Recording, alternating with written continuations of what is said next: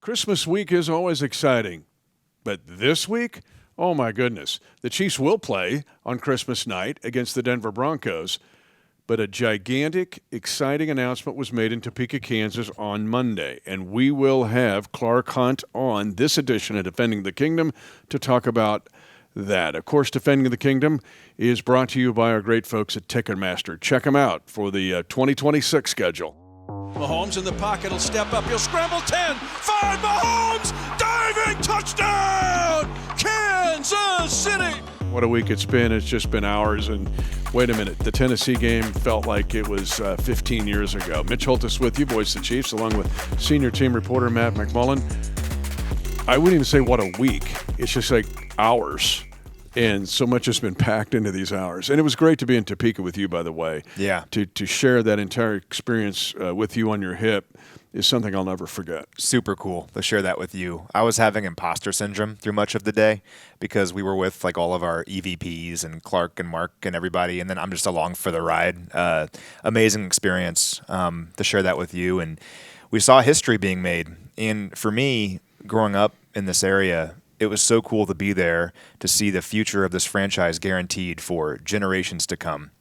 I think about how important this team is to me, not just because I work here, because I grew up in Kansas City and grew up loving this team. And to know that if I ever have kids one day or grandkids, that they can experience what I experienced right here in this region and in this metro means the world to me, and pretty cool. We got to be there for it. I was thinking about Cor and Lily all day and their kids, if they're blessed to have them, my granddaughters, and thinking what this means for them. Now, we know it's emotional, and we're emotional about it. We know that it's intense in some ways. But for the region, we're going to get into this with Clark, but I don't think people realize for the region what this means. If this region now can host a Final Four, a college football playoff game, a bowl game, Final Fours and Super Bowls, and then have it be a 360-day destination. It could be a vacation spot centered around the Chiefs' facilities. This is really a game changer. Yeah, and I think it's okay to be sad and excited at the same time. Yeah. I mean, I'm sad and excited. Yeah, we're sad. So I looked this up because I know that you're sad. By my count, you've called 277 regular season and playoff games at Arrowhead in your career. Now, I forget which game you worked in 91. It was the opening game against the Atlanta Falcons. Did we win or lose? 14-3 win. Okay. That's what I remember. So your record is 181-96 then so far. You're 61-18 since 2018, for what it's worth. So Patrick's helped with that one. Thanks for looking that up and doing that. Yeah, pretty cool, right? Yeah. But the point is, it means a lot to both of us. Yeah. I'm 32. I didn't see Municipal. All I know is Arrowhead. And I remember my first time ever going there and how much it meant to me. And clearly it's stuck. I'm like, this is the greatest place ever. I love the crowd. I love everything about this. And it's so cool. And I take so much pride in that when we've traveled all over the world to Germany or Brazil or wherever, people are anxious and eager to experience what we love here in Kansas City, right? But what I've kind of thought about over the years now is that as amazing as Arrowhead is, it's the people. It's the fan base. It's Chiefs Kingdom. We've been in Arrowhead when it's empty, and it's, an architectural marvel. It has history and all that. But at the end of the day, what makes it so special is Chiefs Kingdom. And Chiefs Kingdom is not going anywhere. It's actually, I think, going to be enhanced by this new place. So yeah, it's okay to be sad about it. I mean, we're both sad about it. I don't know anything other than Arrowhead. But for both of us, I think we're excited about the future because, like I said earlier, this guarantees for the next 50 years or whatever it may be that us and all the people that come after us in this area get to experience the same kind of thing. And I think that's pretty cool. And they're going to experience more, I think, than we experienced with these facilities that are incredible. We got to go around the world, and then we'll dive into this Christmas night game a little bit. And then, again, Clark Hunt, you don't want to miss it. Our chairman and CEO will be on with us. But how many around the world you got? Just one today. Xavier Worthy. Yeah, for Xavier, who I thought played really hard. He really did. On Sunday. And we'll get into that, but what that meant, Yeah. as I just talked to our offensive coaches and to Matt Nagy, we'll get into that. But the fact that Xavier Worthy made those plays. There were a couple different plays, but what do we got around the world? Yeah, just one. So a shout out to Gary from Knoxville. So Gary, we've met him a few times before. You saw him on Sunday. He was like a kid in a candy store. Yeah, no, he's great. So he traveled to Nashville for the game against the Titans with his daughter Casey. They were celebrating his birthday, and we'll correspond back and forth over the seasons and over the years, just talking about the Chiefs. And huge Chiefs fan, living out there in Tennessee. I know the game wasn't great, probably wasn't a ton of fun, but I hope, despite the circumstances, you still had a good time, Gary, and it was great catching up with you. Yeah, Gary living in Knoxville and having the Chiefs play in Nashville would be like you and I'm helping you do the Kaiser volcanoes. Uh-huh. And the Chiefs would be playing in Seattle. Exactly. And we'd both go up there and just thinking, we got to do it. It's my birthday. Yeah. It's not, but it is.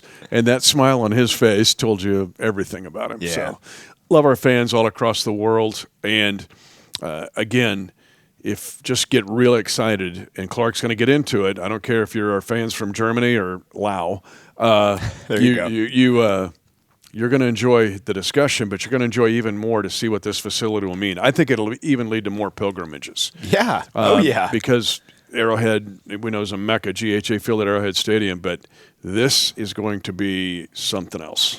Yeah, between the stadium itself, which is going to have an incredible whole thing around it, like a mixed-use development, but also the facility in Olathe is going to have an incredible thing around it, where if you're a Chiefs fan, whether you be here in the Kansas City area or you're on the other side of the world, and you want to come and experience what it's like to be in Chiefs Kingdom, it's going to be like you're a kid in the candy store. Like, it'll be unbelievable.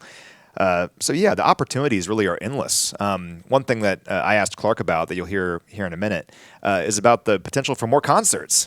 Like, it's not just Chiefs football, and I know like the Super Bowl, the Final Four, those are big tentpole things, and maybe we can get all of those things. But I'm excited just to have maybe twice as many concerts a year than we normally have, because you can't have twice as concerts. many great concerts. Yeah, you can't have concerts here in Kansas City right now at the stadium in February or in March. You just can't because of the weather, but now maybe you can. So I'm fired up about a lot of things with all this, but at the end of the day, it's a great thing for our region, and it's a great thing for Chiefs Kingdom. You might even have WrestleMania. Hey, there you go. Yeah. So even Dane the people, behind the camera is fired up about that. Even the people that are been detractors are like kind of mad about this go. And I get it. I get that. More concerts than WrestleMania. Okay, maybe I'm not quite so mad. All right, here come the Broncos. We need to mention, though, the fact that their loss to Jacksonville has put the Broncos in drama stage for Week 17 and 18, because this is a team now, and here's New England, who's right there with them, but any slippage by Denver and even a Week 18 matchup, you've got a team that could either be in the bye in a 1 seed or go to the wild card 5 spot. That's where they're at in the next 2 weeks, which tells you their hair will be on fire for Christmas night. But still, this is a team that they're a bit like us. We've been kind of fighting for the 1 seed, but you slip on a banana peel and you're on the road as a wild card in the first week. And I think the Chargers control their own destiny, don't they? They do. I think both teams do, because they play in Week 18, which is pretty crazy. Which it could be a showdown game. It sure could. With that on the line. Yeah, and you're right. Like, for Denver, you're either the 1 seed or you're on the road through most of the playoffs, unless there's a big upset or something. That's crazy. So, yeah, they want to win this game badly. I'm thinking about my in-laws. If you listen to this podcast often, you know that I have Bronco in-laws. It's kind of contentious. But my wife, Ellie, went out to the game at Mile High earlier this year when things were still looking great for us. And she was in her Chiefs gear with her Bronco family, and she left the game all upset, obviously. And I do think that kind of cemented, like, that pushed her from 99% to 100% as a Chiefs fan based on the conversations we've had after the fact. But my in-laws are coming to this game, and I would love nothing more than, even though our season at this point isn't going to the postseason, I would love nothing more than for us to completely and entirely ruin their Christmas and make them really nervous on Week 18. If that happens, Rivers will run backwards. Now, it'd be great. But let's just jump in. So Chris Oladokun deserves some mention here. Yes, he's been around for the last several years. He's very close with Patrick. Mm-hmm. And I asked our offensive coaches this week about that. This week. I say this week. It's like hours ago. Today? Yeah, today. This week's been crazy. I don't know, overnight. We were at the State House yesterday. Christmas Eve is tomorrow. And a Chiefs Kingdom show in Lee Summit, Missouri last night. But the fact that he has been around Pat so much, they're close, they're friends. And I could almost hear Pat's voice behind me calling the play-by-play in the Titans game. Of, come on, Chris, you can do this. Let's go, let's go. But Chris showed something in that game. That 2-minute drive to me was impressive. He's learned that Mahomes, hey, I'll run up to the line of scrimmage and then not get a legal forward pass. I'll go right up to the line like the road runner and then throw a pass. I was very impressed. He did that twice in the game, but he was able to move the team. Field goals, I got it, but he was able to move the team and look good doing it. Yeah. I thought it was pretty cool. He said the first person that texted him after the game was Patrick. And I think that's awesome. You? Not at all. Yeah. Not at all. For those that don't follow the team super closely, they might wonder, who's this Chris Oladokun guy? But if you're following the team week in and week out and like all the nitty-gritty of the offseason and training camp and all that, you're well aware of who he is because he's been a part of our team for 4 years now, been on the practice squad.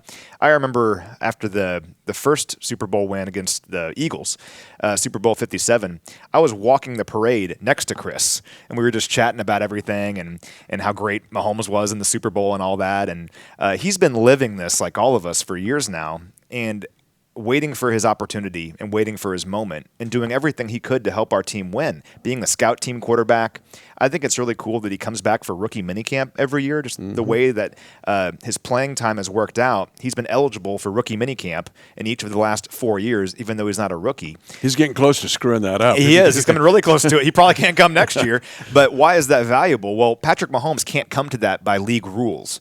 But Chris is like almost an extension of Patrick because they're so close.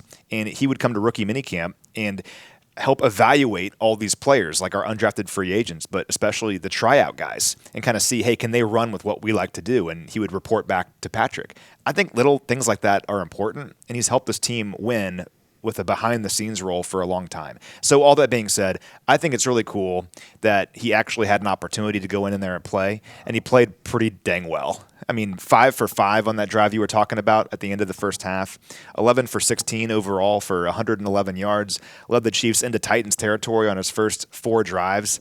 The moment wasn't too big for him, and we've had a lot of crazy circumstances this year, but you got to find the positive things and the things that make you smile. And Chris Oladokun kind of biding his time for years and years now in Kansas City and having a chance to go in and play pretty well. That's pretty cool. So it begs a statement and then a question to follow up, because that's a really good point about Chris and being around this system and what that's meant. But I think of Trey Smith and Creed Humphrey, who are looking at Chris going, we're going to give you everything we got, and what we got's a lot, and we'll go fight the Dragons here, because we're throwing rocks at Dragons this week against the Broncos. But then the confidence that maybe was built in an Xavier Worthy or a Hollywood Brown or a Juju Smith-Schuster, I'm going to run my route because Chris has the ability to get me the ball. There are times in this league where you don't have confidence in a guy. You're like, why do I even run my route? Like, I'll do it, but it's not going to get here. Chris proved that he can make plays, even off-schedule plays. And so what does that do for the confidence of everybody surrounding him to go, no, let's move the ball? Yeah, and let's play hard for each other. That's something that really stood out to me in the Tennessee game. The result wasn't good. I mean, it's obviously disappointing. Like, we wanted to win that game, and if we didn't win it, we wanted to look really good doing it at least. And the final score and the stats and all that, not great. But you can look at individual performances, and we had a lot of guys who were playing really hard in that game. We mentioned Xavier earlier. I think Xavier was playing hard in that game. Oladokun, obviously. Trey and Creed, like you mentioned. And then defensively, I thought our front seven played really hard. Yeah. I mean, Chris Jones has played in Super Bowls. Chris Jones is not used to this feeling right now, but on that quarterback sneak with Cam Ward when it was 4th and 1 at midfield, Chris Jones is like, no, you're not getting this. I'm playing it like we're playing Jalen Hurts in the Super Bowl, right? So Nick Bolton had a sack. Chamari Connor had a sack. George Karlaftis had some pressures. Our guys played hard, and it might not mean a whole lot in the box score and all that, but it shows you a lot about the culture that we have here, and we're going to bounce back next season and have a much better year, in my estimation. Where does that come from? It comes from our culture, and even though we're losing right now, that culture is persisting. Chris Jones's play on 4th and 1 was remarkable. If you look at the video of that play and what he did to get that stop, And then Bolt was all over the place again with another double-digit tackle performance, 22 in his career, which is second all-time, only behind Derek Johnson. And Bolt and Creed and Trey, proud of these guys because they're giving it all they've got. And they'll need to against this Denver team. We talked about the efficiency of this Denver team on offense. That's where I'd classify them. And then defensively, they can be dominant. Yeah. Because they have everything. They have pressure. They have coverage. They play the run well. They're very difficult to score against. They're at the top of the league in red zone defense, third down, all the base subjects. But I find it interesting in the playoffs because it feels like these teams are so defensive-centric, especially on the AFC side. Buffalo would be the exception. But if Denver makes a run, it'll be an efficient offense and a dominant defense. Yeah, it will be. And for me, we're talking about player development right now. We talked about this last week, too, that, these last 3 games can't get us to the playoffs. Well, what can they be valuable for? It's player development. It's giving some of your guys confidence going into the offseason training program. And if we're being totally honest, if you look at the Tennessee game, some of those young players that did get into the game probably didn't have their most memorable experience. I don't know if I'll name names, but wasn't the greatest showing by a lot of our young guys, right? Well, that's going to happen. They're young players. That's part of the player development. The question for me now is those guys, how do they then respond against Denver, against a really good Denver team, like a great opponent who's going to be playing like it's the Super Bowl because they need to win? That's a great opportunity for these guys that are coming off maybe a game they'd like to forget. How do you now bounce back? How do you learn from the mistakes? Because I'll tell you what, I would much rather our guys be making those mistakes and learning from them now than next season when we're making a playoff push and trying to get back to the Super Bowl, right? So, maybe it wasn't always pretty, but there's an opportunity still here where you made some mistakes. How do you learn from those mistakes moving forward? And no better time to learn from those than against a really good team like Denver. And it's the National Football League. Let's just take Esapole. The incredible performance with hardly any experience, really, against Daniil Hunter and the Houston game. Then what are you going to do backing it up? Well, I mean, it's just like giving a kindergartner calculus. Okay, this is what we got going on here.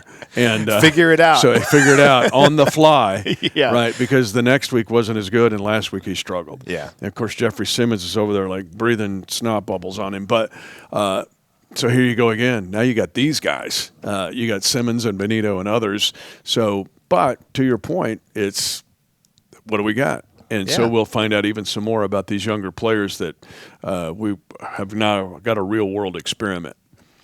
But really this week to me was what happened on Monday in Topeka, Kansas, and I think to us. And it was great to share it with you. Yeah. The best thing we can do now for the Chiefs Kingdom on Defending the Kingdom is bring in the chairman and CEO of the Kansas City Chiefs, Clark Hunt, to show you what's ahead for the next, let's say, 5 decades. Now an opportunity to really dive into an exciting historic moment, not only for the Kansas City Chiefs, but for the entire region and the National Football League. And with us is Chairman and CEO of the Chiefs, Clark Hunt. And we had a chance to talk last night and talk yesterday in Topeka as we taped this on a Tuesday. But just the excitement of this moment and what it means, not only for now, but for the future. Well, this is really a big moment in the history of the Kansas City Chiefs as we begin the process of building a new dome stadium for the team in the state of Kansas. We were thrilled to be able to announce it yesterday with Governor Kelce. It's an exciting project, and it's one that's really important for the future of the club, one that our fans, many generations from now, will really benefit from. And we'll dive into the football aspect of it, but there's also the opportunity for so many events that in the past we just couldn't have in Kansas City. Things like maybe the Super Bowl even, the college football playoff, Final Fours. But one thing you said yesterday kind of stuck with me. We might be able to double the amount of concerts that we're able to host. All just very exciting stuff. Yeah, it really is. And I want to give a shout out to Mark Donovan, who's done such a great job of bringing events to Arrowhead, including lots of concerts over the years. Of course, we have the World Cup coming next summer, which is going to be really exciting. But with a dome stadium, we'll have an opportunity to attract the biggest events in the world. That includes Super Bowls, NCAA Final Fours, college football playoff games, bowl games, etc. So it's going to be really, really great. I've already done media segments today in Wichita, Des Moines, Lincoln, and Omaha. And the only reason I say that, it's a precursor to my question to you, because how much could this impact the entire region using these facilities as the epicenter that will see impact in communities direct and sublime in a wide span? Yeah, well, one of the things that our deal with the state of Kansas includes is a lot of funding for sports facilities throughout the state of Kansas. So that's one, small detail that hadn't gotten much attention, but is something that I think is really going to benefit the entire state. And then from a regional standpoint, having facilities of this quality not only allows us to host big events, but it also gives us an opportunity to create mixed-use developments around them so that fans who are attending games in Kansas City will have more hotels to stay in, more bars, restaurants, places to really make it an entire weekend when they come to a Chiefs game. And even a summer vacation, maybe, right? Like for these people, like a long extended weekend. Well, no, you're right about that, because our new training facility and practice facility in Olathe will be designed so that it can host training camp, and that'll be something that'll be great for our fans, where they can come in, spend literally a week or 2 weeks or 3 weeks enjoying training camp down in Olathe. Now, Monday was obviously a big day. We've made the decision now. A lot of work to do, though. What's the timetable look like moving forward, and when can construction begin? Yeah, well, one of the reasons it was important for us to go ahead and make a decision is we're down to about 5 years left on our lease at Arrowhead. And the construction timeline, design and construction timeline for a new stadium is 5+ years. So we've really got to get to work here in the coming months. The first order of business will be to select a designer. Fortunately, there are a bunch of great firms based here in Kansas City, as well as many great ones around the country. So we'll be working through that process, trying to make a decision very quickly. Then we'll get a contractor on board with the goal of being under construction by the beginning of 2028. With a dome stadium, one thing that's interesting, we did not talk about this last night. So the field, the turf, natural grass, artificial surface, what's the plan? Yeah. Well, that'll be one of the important decisions that we have to make. There certainly are a couple domes in the National Football League in Las Vegas and Arizona that have a grass field in a dome stadium. So it's possible, and it's one of the things that we'll evaluate. Whichever direction we go, we'll still have the ability to host a lot of events, because those grass systems, they slide them out, and so if you're having a concert, you've got the floor in there for the concert. So it'll work in that regard, but that'll be one of the important decisions we make. You mentioned the timing aspect and how this had to be done now because of how long this takes.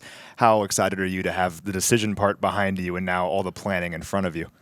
Yeah, well, there was a lot of hard work that went into making this decision, and I want to compliment the leaders on both the Kansas and Missouri sides. We had great dialogue with both, and it was a very hard decision for us to make, but at the end of the day, Kansas was able to get there with a package that was attractive to us, and we thought really served the best long-term interests of the club and our fans.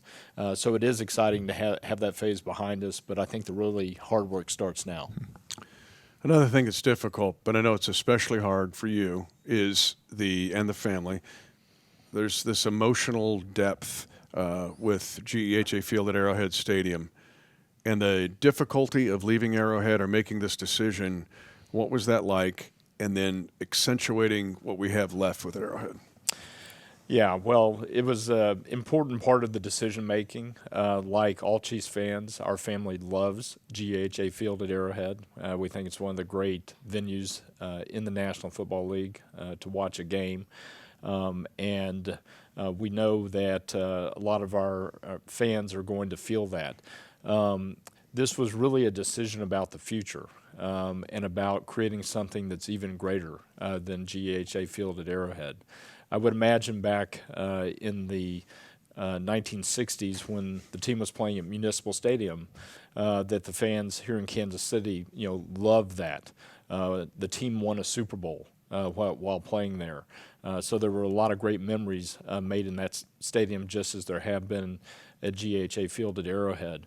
But as we look forward to this new stadium, I think it's really about the memories that our children and grandchildren and great-grandchildren will make in this new facility. Yeah, well, thinking about your family, one thing Mitch and I have been talking about a lot is your dad's legacy was a legacy of innovation, I think, and this is an example of that. You're continuing it now. What do you think he'd think about all this? I think he'd be really excited about it. No doubt that he loved Arrowhead, but my dad was always thinking about the future, and he was really a visionary. And he would be excited that the Chiefs are going to have one of the finest stadiums, if not the best stadium in the National Football League. That's really how he viewed Arrowhead back in 1972. And here we are 55 years later with the opportunity to create something that's really special for our fan base for generations to come. If I might, I want to follow up with that of being competitive in the National Football League. We drove up to Nissan Stadium in Nashville, and they're building a brand new facility. We're seeing these facilities all across the league. Saw it in Buffalo, too. I saw it in Buffalo. What about being competitive with the stadium, but also with the practice facility? Yes, there have been a lot of new stadiums built in the National Football League over the last 5 to 10 years, and there are at least a half dozen on the drawing board to be built in the next 5 to 7 years. So it is important to have a modern facility to allow you to compete in the National Football League. But we haven't talked enough about the practice facility, because that's really going to benefit the football team, having a state-of-the-art practice facility, one that can potentially host training camps. That's going to be really beneficial to the club. As you go through free agency and these players travel around and interview with different teams, one of the things they're evaluating is the practice facility. So having the type of facility that we'll have in Olathe will give us an edge in that regard. Now, you've talked about how this is for the fans and for your future generations. What are some of the things that you've gathered are really important to the fans to have in this new facility? Well, we actually did a survey of our fans earlier this year as we were contemplating this decision, and two things really stood out that they told us if we built a new stadium. First of all, they want it to be loud, which we understand that, right? And secondly, they want the tailgating experience to be as good or better than it is now. And so that's really going to be a focus for us, is making sure that tailgating experience is not only equal to Arrowhead, but hopefully even better. You had some stunning stats last night on the show, on the network, about how our fan base has grown. What's your message, even outside, let's say, of the metro? We already touched on this a little bit about being regional, but what would you say then, even beyond that, even to our global fans?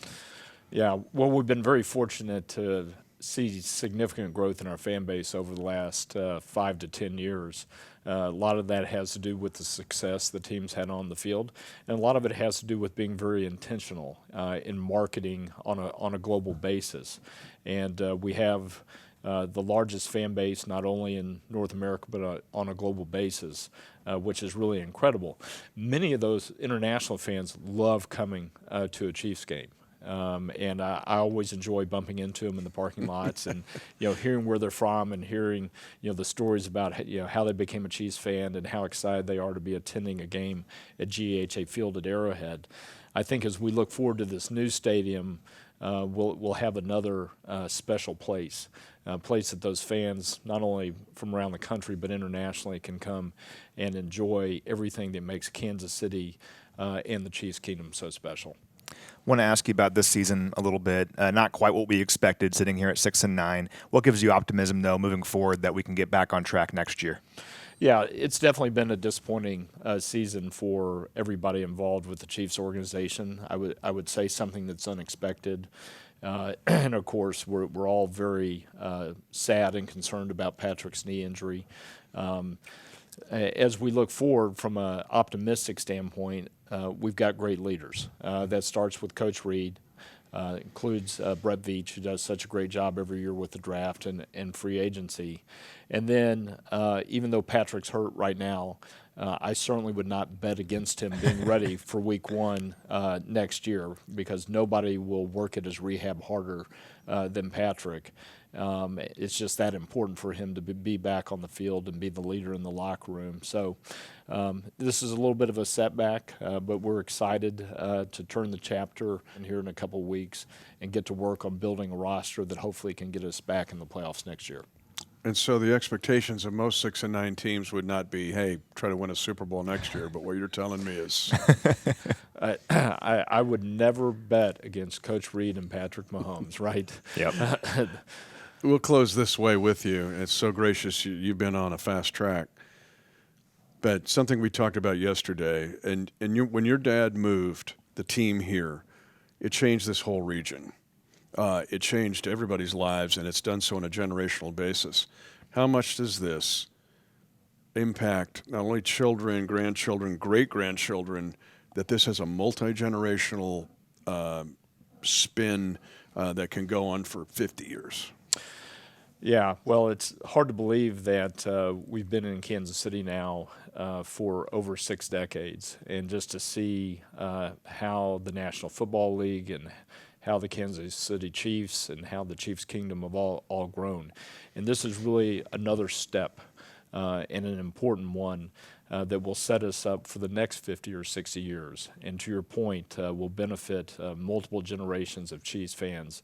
We're excited to begin the journey, and we look forward to getting the stadium open in 2031. Merry Christmas. Happy holidays to your whole family. Thank you very much, and Merry Christmas and Happy Holidays to all of our great fans. Again, it's emotional. It's emotional for the Hunt family. I've given this analogy, and we went through this. We had a 114-year-old family farm. And in 2022, Dad, who was widowed in 2016, was there and still on the farm and only down to 11.8 acres. But I remember the emotion of driving out the last day. And there's a neat young couple that lives there now in Kansas, in Smith County, Kansas. But that's what the Hunts are feeling here. I mean, they faced a lot of criticism, but man, a painstaking and just very thoughtful approach to what is now exciting. And I think you said it best. It's this sad plus excitement dichotomy here that we're dealing with. But, man, it's hard not to get really excited about what's ahead for the Kansas City Chiefs and these two facilities. Well, I think about all of our memories, everything that we have at Arrowhead, right? Well, the only reason that anyone feels any emotional attachment to Arrowhead or has any great times there or became a fan because of it is because it was built in the early 70s and we left Municipal Stadium. And I'd be really interested in talking to people that remember that time well, because I'm sure there was some resistance to it. I'm sure there was some questions of why would we. I was just a little kid, so you're trying to but there was great resistance to it because it was moving it to, oh my gosh, it's going to Blue Springs. It felt like when they put the Truman Complex out there, it was like it's going to kill downtown. You're moving it because at 22nd and Brooklyn was where Municipal Stadium was. I'm interrupting you. No, yeah. There were people that had these same feelings about it. Yeah, and think about the ramifications of that decision, where it has led to a stadium that is iconic. It's led to a brand that is globally known. And the reason that we're all sad about this, and again, we're all sad about it. Of course we are, but we're also excited about the future because I think about that decision back then. I'm sure that was a sad one at the time, but think about all the amazing things that happened because of that decision. And I'm thinking about the next 50 years, maybe you and I will be like in an AI, I don't know, frozen state or something. I don't know what will be happening in 50 years. On display there? But we'll be doing a podcast. AI frozen podcast. We'll be doing a podcast talking about And some grandpa will go, kids, you know what? I watch this podcast every week. We'll be holograms. How about that? We'll be holograms. We'll be like, how cool is it? I lived in Laos, and I watched this. That decision was made, and we've had these incredible memories over the last 50 years, right? So that's kind of what I'm thinking about, and I think it's an amazing opportunity.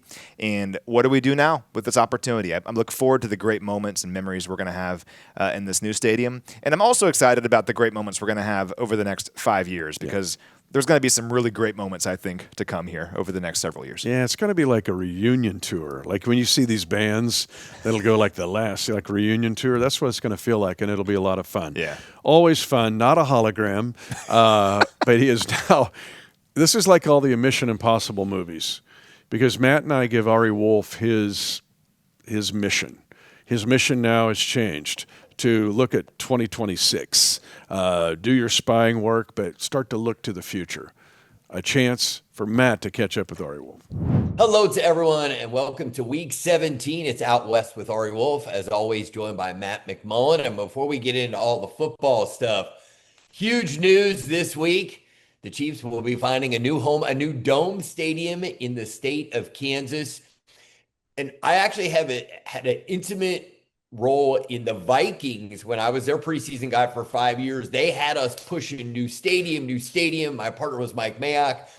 I did conversations with Jerry Jones on the air about getting his stadium built. And I just can't tell you, Chiefs Kingdom, however you feel about it today, just know when you walk into this brand new stadium, you're going to feel an immense sense of pride and knowing that your team is going to be in the same place for decades to come. So I realize it probably has a little bit of an emotion to it, but wow, seeing the Vikings open that new stadium after I saw all the renderings and was a part of it all, it's an incredible thing as a sports fan for your team to get a brand new state-of-the-art facility that will one day host the Super Bowl. So congratulations to Clark Hunt, to the organization. I know Mark Donovan put a ton of work into it. The president, this was a major deal. So we'll get to the football, but I want to get your reaction because to me, this is a touchdown and the 2-point conversion. Anytime a franchise can find a way to build a brand new facility, I think in the long run, people will see that this is one of the most important, significant accomplishments of this organization.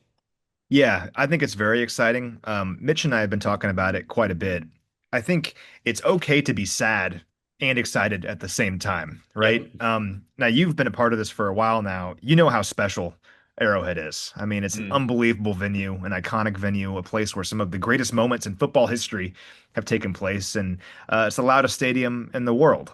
I grew up going there, so I love it, has a special place in my heart and always will. But at the same time, I can't wait to see what this new place is like because we get to make it our own, right? Yeah. And as incredible as Arrowhead is, it's the same people that are going to be filling this place and making it the loudest stadium in the NFL and the best game day atmosphere in the NFL. And that's going to be really cool. And it cements the future of this franchise in this metro for decades to come, which I think is so important. I mean, I think how important the Chiefs are to me, to my family, to the people that came before me, to the people that will come after me. And I know today that for my future kids and grandkids and all that, they'll have a special connection to the Chiefs too. And I think that's just really cool and an awesome opportunity. It's great for the Metro. It's going to bring, like you said, amazing events here. Not just the sporting events, but like even just more concerts, like more things that we couldn't have in the winter and the spring that now can come to Kansas City.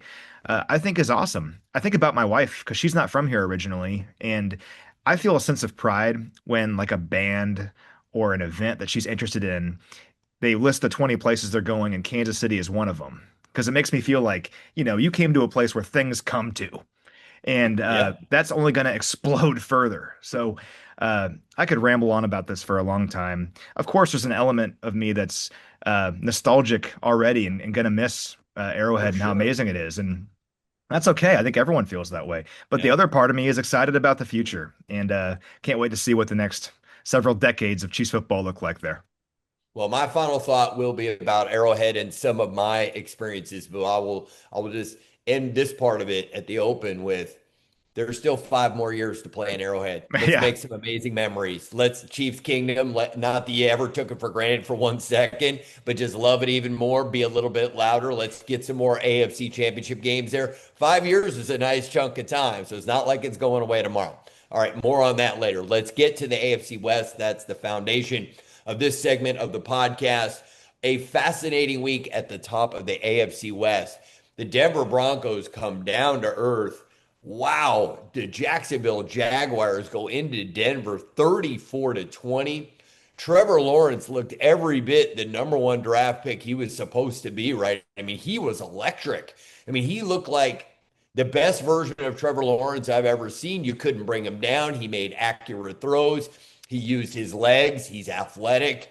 Maybe the best game of his career. I mean, you look at the numbers, quarterback rating over 115, throws for 3 touchdown passes. He was brilliant. Parker Washington was his go-to guy. I felt like every time Washington got his hands on the ball, it was a monster play. And Bo Nix finally comes back to earth. 2 turnovers, 1 interception, a lost fumble, quarterback rating of 81. The Broncos are still the number 1 seed in the AFC, but wow, it feels a lot different now when you look at the Broncos. It felt like they were finally exposed. I didn't think it was going to be the Jaguars that would be the team to expose them, but it certainly makes the Broncos season look a little bit different after their performance against Jacksonville. Yeah, and a really interesting last couple of weeks for Denver, where this is something else that Mitch and I were talking about earlier, that Denver could end up as the 1 seed with home field advantage throughout the postseason, or they could be a wild card team opening the Yeah, playoffs on the road, because I believe the Chargers also control their own destiny because they they both play do. each other in week 18. So creates a really interesting last couple of weeks where Denver has got to take care of business, or else this amazing season that they've had, they could be playing on the road in the postseason and maybe have an early exit. I don't know. So, uh, really surprising game. Jacksonville, what a roller coaster of a year for them, where they have that big game against us, but then a real letdown for a couple of weeks after that, where you could tell they Yeah. put a lot of energy into our game. And are they even going to make the playoffs? But really, kind of quietly over the last month or so, been playing some really good football. Lawrence has cut down on the turnovers. Remember early in the year, he had a completion percentage like near like 50%, was turning the Right. ball over left and right. Total opposite now, where their defense has maintained a high level of play, forcing a lot of takeaways. But then Lawrence has totally upped his game to the next level. And to go into Denver and to beat that defense in their place says a lot. So, really impressed with Jacksonville, and didn't think we'd be having this conversation 2 months ago, but huge win for them. And now Denver, it's going to be interesting down the stretch. I'm glad they're under pressure. I like it. I want to tag one thing. One thing we don't talk about enough, I think, in football is player development in season. We talk about working on a guy in the offseason. We don't talk about a lot in season. I think whatever Liam Cohen's been doing with Trevor Lawrence, we've seen a significant improvement. So don't discount that players can get better in a season. And I think that this bodes well for the future of the Jaguars, that you can take a player at the first quadrant of the season, the first 4 games, see how they're playing. And then you look at the final quadrant of the season. If there's a big improvement, that is player development. So give the Jags some credit. Next up, just the final thing. The Chargers and the Broncos, the week 18, that is potentially setting itself to be for everything, because the Chargers beat Dallas 34-17. I think Justin Herbert played almost a perfect game. 23 of 29, 300 yards, 2 touchdowns. He ran for a touchdown. For a team that's dealt with all kinds of offensive line issues, he's been sacked more than anybody else. He's been hit more than anybody else. Jim Harbaugh, frankly, should be one of the leading candidates for NFL Coach of the Year. This team could have folded early, losing, just Alt, Slater. I mean, these aren't just linemen, these are impactful linemen. Here they sit. If they win the next 2 weeks, the Chargers will win the AFC West. I mean, think about that for a second. This is a team who I was ready to write off multiple times because they had some bad losses and all the injuries. And Justin Herbert, frankly, has not been talked about as an MVP candidate. He's not going to be the MVP, but boy, he sure deserves to be in that top 5. What's your takeaway on the current state of the Chargers? Yeah, I mean, I keep picking against the Chargers, and then they go out there and surprise me. I have to give them credit. You're right. They've pieced this thing together and found a way to beat some really good teams, often on the road. I Yeah. thought after that Jacksonville game where they got absolutely throttled, like that might be it for them. And it's been the total opposite. Had they lost since then? I don't think they have. I don't know. They've won 4 straight. Yeah, so I'm pretty sure they've won all their games since then, and winning some big games. Beating us in a game that we had to have, beating the Cowboys on the road, not an easy thing to do. Obviously, Beating the they're Eagles in a tough game at yeah, home on a Monday night. I mean, yeah, it wasn't like a cupcake schedule, because for a long time I kept saying the Chargers haven't beat anybody good. Well, then now they've kind of proven, because their schedule got tougher, that they can play with anybody in the NFL. and like you said, doing it without Slater, doing it without Alt, doing it without Pipkins sometimes, who's their backup right tackle. They've lost Hampton for most of the year. He's back now, but they found a way to make it work without him. Just lost a lot of players. Lost Najee Harris early in the season. So yeah, I mean, I have to give him credit, and it's not a surprise with Harbaugh because that's his whole thing is, Yeah. getting everything he possibly can out of you as a football team and instilling a certain toughness. And yeah, I mean, you have to respect it because they've done it out there on the field. Curious to see how the division wraps up. I don't like this Chiefs streak ending, and whoever wins it, I look forward to the Chiefs hopefully taking over next year. But Yeah. for now, Just one and done is what we're looking that's what for. I prefer. But it certainly is compelling for sure. All season long with the Raiders, I predicted they're going to upset somebody. And for a good chunk of the game against the Texans, I thought it was finally going to happen. I thought Gino will play a good game. He won't turn it over. The defense will play lights out. They gave the Texans all they could handle. In the end, up losing. And frankly, they don't want to win at this point, right? I mean, the Giants Raiders game should be a game where they're both trying to lose this week because you want a chance at the number one pick. I don't know that there's a consensus number one, but obviously having their own one pick, I think generates a lot of interest, excitement. So, yeah, the Raiders came close, but again, the Raiders end up losing. You do not need to comment on the disaster of the Raiders season. All right, so last Thursday night, Seattle hosts the Rams. Immediately after the game, I text you and I'm like, that one's going to be hard to beat for the best game of the week. It had some wild twists and turns. I mean, the Rams look like they were in complete control. They're up by 16 points. Seattle ends up making a total of 3 2-point conversions, one of which will go down in history as the craziest 2-point conversion anyone's ever seen. I still think about how Charbonnet was he just an afterthought to pick up the ball in the end zone? Was he just picking it up Yes. to hand it to the ref? Because he didn't pick it up seemingly with like much purpose. He wasn't like, "Ooh, there's the ball. I better grab it." It was more like, "I'm standing here and the ball's right here, so I'm just gonna pick it up." If you don't know what we're talking about, you're gonna have to go watch the highlight. But it basically was a backwards pass, which then made it's the equivalent. It's just a fumble, right? The ball is just on the ground. It was wild. I can't believe right now that the Rams are going to be a wild card team. The NFC West, what a division this year. I mean, 3 teams, double-digit wins. I'm not going to go into depth on how good San Francisco looked in beating Indianapolis because, frankly, the lead story to me was watching Phillip Rivers run that offense like no veteran quarterback we currently have in the league. I mean, he was just but wow, wow, wow. That game on Thursday was so much fun with massive implications as well. How much fun did you have watching the Thursday night game? Well, you know what's funny about it is so that was the first game, I guess the second game because Monday Night Football, but the second game after what happened to us against the Chargers, where we get eliminated from the playoffs for the first time in forever. Uh, we lose Patrick Mahomes, obviously, to the ACL. Just a kind of a bummer of a day for a lot Yeah. of reasons. And also a game I felt like we should have won, which has been the story of the season. We've been in all these games when we've had Mahomes and lost a bunch of them just because of crazy circumstances. Well, football was just making me sad, at least NFL football. So I wasn't gonna watch the game. I was like, I'm not gonna watch the game tonight. I'm gonna take a night off. Instead, I'm gonna fire up my NCAA football 12 and play some New Mexico State, run the table a little bit. And I did that. I did that for a little bit. But Mitch always calls it like a moth to the flame.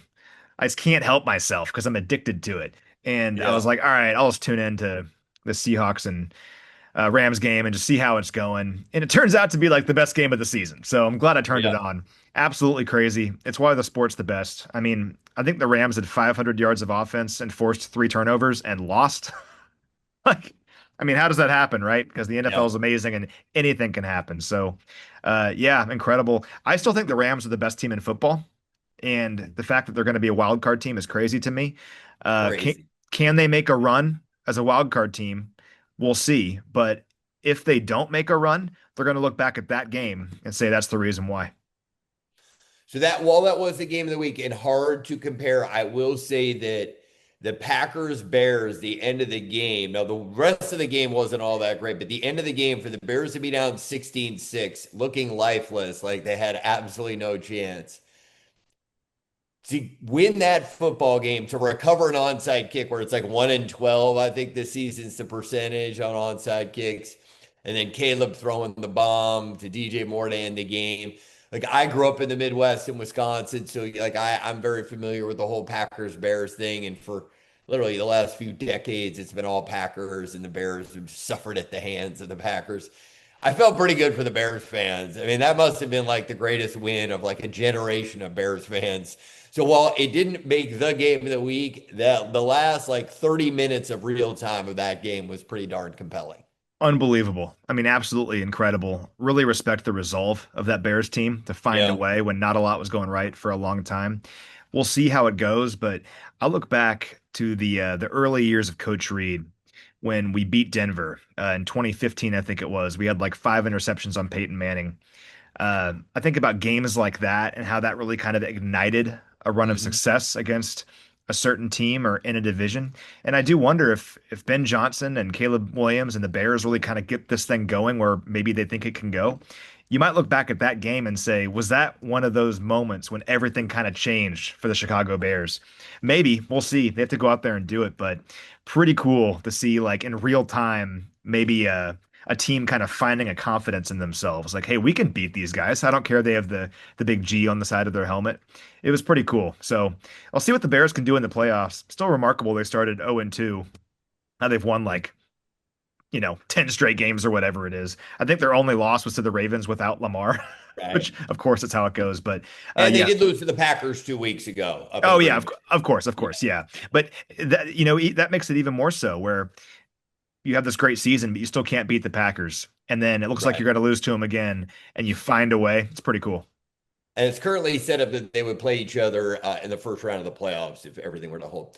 So I Bring it want to bring on. up so my mom's a huge Packer fan, no surprise because we were in Wisconsin. So when Jordan Love got hit and just got blasted, helmet to helmet contact, my mom was just incredulous, and nobody wants to see a quarterback do that. But her argument is that punishment isn't severe enough for the defensive player. If he either gets a penalty or even gets suspended for a game, you could be knocking out an elite quarterback for multiple games, having a real negative on his long-term ability to be a quarterback in the NFL. So it's interesting just seeing her pain and anguish over seeing her quarterback hit like that. And I don't know what the NFL can do to adjudicate this away because you could make a case that if you had a player that wasn't a valuable part of your defense, you could just go headhunting, right? And take out the other team's quarterback. And I don't think that's good for the sport. It's not good for the league. So it was just interesting to be with someone who is that emotional about seeing their starting quarterback literally take that kind of shot to the head. I was wondering if you have any thoughts about how the league should handle that moving forward because you again, a guy can get suspended for 2 games for doing it, but you've taken out your rival at the top of the division's quarterback potentially for the rest of the year. What should we do about that moving forward? It's really tricky, isn't it? Because at Yeah. the end of the day, football is a violent game, and you can't take the hitting and a certain mentality out of the game. But I do think when you come to like dirty plays or plays where you're headhunting, I think that has to start like at the grassroots level where you like coach that out of the sport. Like you don't Yeah. have that in Pop Warner or in high school or in college. And when you get to the NFL level, you won't have that anymore. But I do understand how it's hard on some of these defenders when there's so many rules now and things are happening in the blink of an eye and you have to make a decision to roll off a guy or to not hit him. I understand all of that, but the 1% of dirty plays where you think a guy's trying to hurt another guy, you just got to coach that out of the sport because in the long Yeah. run, not good for anybody. No. All right. To the games coming up in the AFC West, Broncos Chiefs, we kind of touched on that. I think we both know that they both have very different agendas coming up. I am fascinated by the Texans and Chargers. It has enormous implications for what's going to happen both in the AFC South, AFC West, and seedings.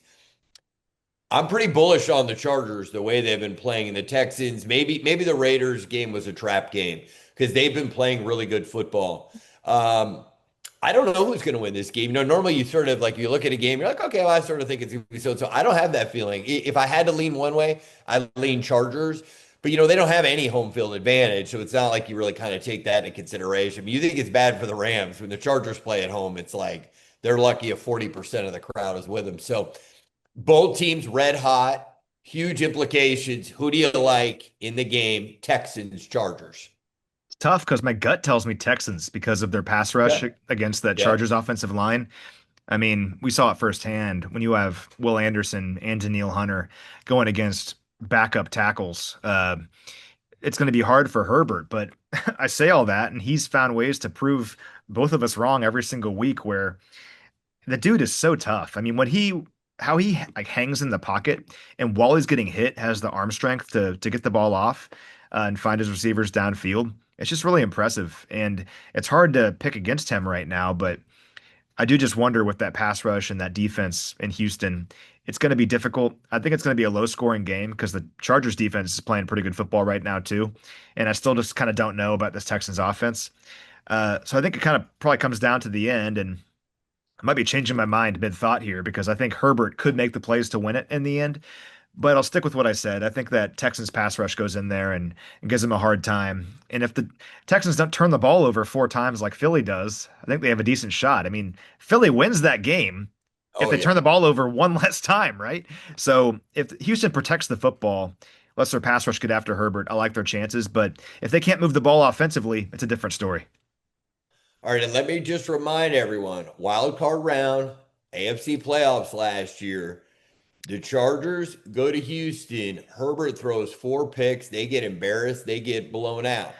Don't forget, that could be an interesting motivational part of this, right? They get a chance to get some real revenge. Obviously, they're both playing for something bigger than just this game. But I often think if a team's humiliated by one team the next time, it's a bigger game for them than it is for the Texans because the Texans are like, we crush these guys. Like, obviously, they have respect for their opponent. They know it's going to be tough, but I think you're going to have a pretty motivated Chargers bunch. And, I think Harbaugh is a great motivator. I'm sure he's reminded them many times about what happened last year. All right.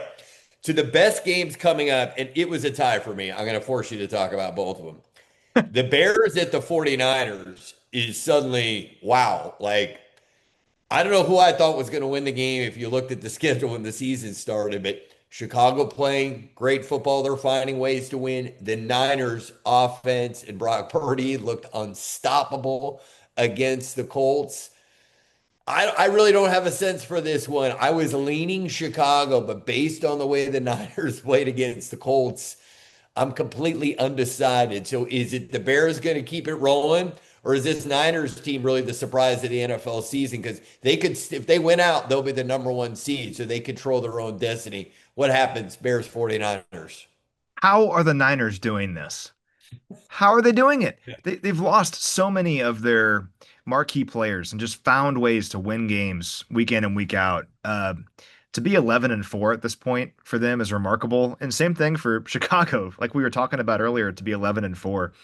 I mean, if you asked me like mid-season, the implications of this game, I probably would have been like, probably not a whole lot. And look at it, it's incredible. Uh, man, it's tough to say. I think I like San Francisco just because their defense is playing good football. Yeah, But again, it's hard to pick against the Bears after how they won against the Packers. Maybe there's an emotional letdown after that, I think but there might be. but I'm I'm leaning 49ers. I think they've got this thing rolling right now. I mean, literally, the Colts just couldn't stop him. I mean, Purdy looked like a Hall of Fame quarterback. So, and Christian McCaffrey is just so dynamic, both running the football and catching the football. It ought to be a great game. All right, to the second best game of the week, and talking about two teams that you loathe deeply. We've got the Bills hosting the Eagles in a game where I'm sure you just hope there's a lot of misery. Now, frankly, the game doesn't actually mean that much to either one of them. And there's almost no chance the Bears would have to lose twice and the Eagles to win out for them to move up. They're essentially locked into the 3. Buffalo could still catch New England. New England has a very easy schedule. I don't see them losing one of their last 2 games. So, Buffalo is then, where are they the 5? Are they the 6? Are they the 7? Having said all that, I think for both these franchises, it's a huge game, right? Even though it doesn't necessarily matter in where they're going to end their season. This is a game where you're kind of measuring yourself against one of the other elite teams. I think a lot of people have written off the Eagles, and I understand why, because they've had some offensive struggles. It's December football. The weather's cold. You're only going to throw the ball 20 times a game. You're going to start running the football. It looks like the Eagles are moving into that late season form. Buffalo has been inconsistent, and they barely beat a Cleveland Browns team last week. They had the miracle comeback against the Patriots. I still don't know what to think about the Bills. I'm actually leaning Eagles in an upset at Buffalo. What's your take? Well, I think this means quite a bit to Buffalo because I have the standings right here. So Buffalo's the six right now at 11-4. Well, Houston is the seven at 10-5, and Houston has the tiebreaker over Buffalo with the Yes. head-to-head. So if Buffalo slips up and Houston wins out, Buffalo could be looking at being the seven seed. Now, is there that much of a difference between the six and the seven seed? Maybe not, but I think if you can avoid being the seven seed, you want to try to avoid that. So I think Buffalo needs to win this game. I can't pick against the Bills and Josh Allen at home. Okay, fair. I've experienced this personally. That is an incredible game day environment, and they're a different team at home. And yeah, they've been really inconsistent this year, especially defensively. But whenever Allen has a chance, much the same way I feel about Mahomes, like whenever Mahomes has any chance at all, I think he's going to get it done. More often than not, I think Josh Allen will find a way to get it done. And Philadelphia, to me, I just don't know if they've shown me enough this year they can keep up in a shootout. And Right. the Bills They might not certainly be able to can. score enough points. That's a good point. Or, So but the Eagles defense has been incredible too. yeah, So, but Josh Allen's one of those guys you do everything right and then you can't get him down and he makes incredible plays. To me, he's like a super athletic version of Ben Roethlisberger. Because like yeah, Roethlisberger, you literally couldn't sack, but Ben wasn't running away from you. The problem with Josh Allen is he's the same size, but he can run away from you. I mean, he's an incredible player. I mean, he's the reigning NFL MVP. I can completely understand why you'd want to take the Bills with him at home, but I just think it's a fun late season matchup. It's a tasty late afternoon on a Sunday, and I'm hoping it's cold and miserable. And I love these games at this time of year. We can see all the players breathing. My kids are like, "What is that?" They're SoCal kids. yeah. I'm like, "It's cold out. It's cold out." It's like they choose to live in these environments. What? Um, but last thing before my final thought, what are you thinking at the top of both conferences, right? Because it could go a lot of different directions. Currently, Seattle is one in the NFC. They have a tough schedule. They're going to the Panthers, and then they got the 49ers. So there's no guarantee they're going to win out. The Rams, I think they have an easy schedule. You make a case that you can bet on them that you think they're going to end up being the one seed. The Niners, if they win out, will be the number one seed. So that's compelling. And then on the AFC side, it's also super compelling because Denver suddenly doesn't look that scary as a one seed. And Denver could lose to the Chargers, right?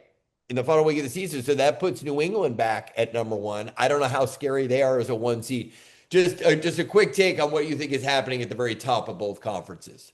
Yeah, I think on the NFC side, Seattle is super interesting because Sam Darnold went through this entire experience last year with Minnesota, where Yeah. they had a chance to be the one seed as a 14-win team. They end up being a wild card team, go on the road, and they lose in the first round. So, Darnold wants that home field advantage. And I think if Seattle can get it, we all know Seattle is one of the better home field advantages in all of football. It would mean a lot to them. And like I said earlier, I think the Rams are the best team in the NFL right now. But if they don't get that one seed, if they don't get home field advantage, and they have to go on the playoffs as a road team, I mean, that's difficult, right? So if the Rams could find a way, it'd be big. But I mean, they've dug themselves in a bit of a hole here with the tiebreakers and everything. So I mean, I think Seattle probably gets it done, and then it turns into a bigger conversation of can Sam Darnold win in the playoffs? And I'm looking forward to that. On the AFC side, I think home field advantage is super important for Denver. When you're a defense oriented team and a team that often wins close games, like your margin is kind of Mhm. thin, you want to be at home. And especially with them, like even when they were not playing well, like in years past, it's a great game day environment. They have a great crowd, and their crowd is super into it now. It's loud. And the whole altitude thing, it benefits Yeah. them. That's an advantage for them. I think they're a totally different team if they're playing throughout the playoffs on the road than if they're at home. So I think it's important for them to get it. The fact that the Chargers have a chance at winning the division, though, is just nuts to me, considering how these things have gone. And man, if Denver loses the one seed, that's one thing. But if they lose the division because of kind of fumbling it toward the end, it's going to feel like a huge waste, I think, and kind of an emotional letdown to follow in the playoffs. So we'll see. But I think it's important for Seattle and for Denver to hold on to their current situations. Not always the case. Like in the past, like if the Chiefs were the one or the two seed, I don't know if it matters that much. I think for these two teams, just because they're kind of unproven in general and because of the advantages they do have in their home stadiums, I think they need it badly. Okay. All right. To my final thought, and hopefully you were with us at the beginning of this segment. I am really excited for the new Dome Stadium. I think this is going to provide generations of Chiefs Kingdom just having an amazing experience in a brand new facility. Having said that, and I think there'll be many, many opportunities to talk about everybody's personal story with Arrowhead, I just want to quickly share my very first one. So, the first time I went to Arrowhead, I was working for national radio as a sideline reporter. And Doug Plank, who's known famously as number 46, and it was the 46 defense for the Bears. He's one of the great people I've ever known who played in the NFL and has been a part of the NFL. So he's the analyst, and he and I are hanging out in the morning before we go to Arrowhead. And we get to Arrowhead, and we realize that because we're radio, we're outdoors. Like we have no protection from the elements, and it's freezing cold. Well, Doug's famously like a tough guy, right? When he played in Chicago, he wore short sleeves no matter the weather. Well, he's like, we got to go get a coat. So we get in a rental car and we drive to like a local Walmart. He buys himself a jacket and we head back there. And being on the field at Arrowhead, you guys are all used to it. If you've never been there, like how tight it is between the field and the stands, like how close it all is. And I remember just walking around the whole time, just looking around and being like, wow, this is unlike any stadium I've ever been to.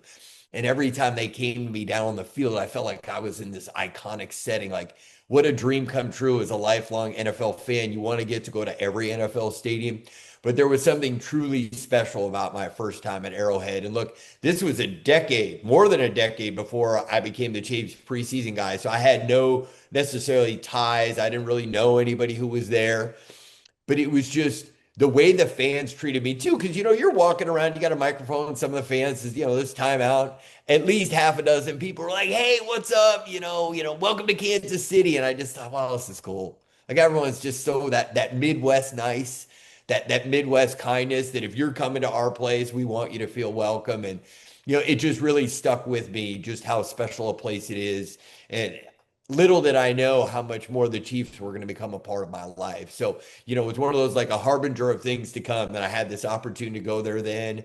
And then when I was working at NFL Network, I came to cover the Chiefs sometimes. I remember one time like Matt Castle and I doing an interview in the parking lot and him talking about Arrowhead. It was just always been this consistent theme of it. And then lastly, my first year as the preseason guy for the Chiefs, and I'm in the booth with a Chiefs icon in Trent Green. And here the two of us are getting set to call a game at Arrowhead. And I'm in that main booth at midfield looking at it Arrowhead and thinking, this is as good as my life will ever be. This is the coolest thing in the world. So I just have such warm love for the experiences I've had at Arrowhead. And I realize the fans have had way more than I have, but just know it'll be bittersweet. In the end, this move is going to be amazing, but go ahead, create more memories this next 5 years and just know that anyone who's ever stepped inside Arrowhead knows what an incredibly special place it is. You've inspired me. I think I'll share my two earliest Arrowhead memories All and right. how they shaped me into a Chiefs fan, right? I remember going to a game in, I believe, 2005. Almost certain it was 2005. It might have been 2006, but I'm pretty sure it was 2005. Someone can check me on this. But the Patriots were coming to town. And the Patriots back then were what we've been over the last 5 years, right? And Right. what's amazing is this was the first part of the Patriots dynasty. So I believe they were coming off, if it was '05, they'd be coming off back-to-back Super Bowl championships. And they were just like the thing.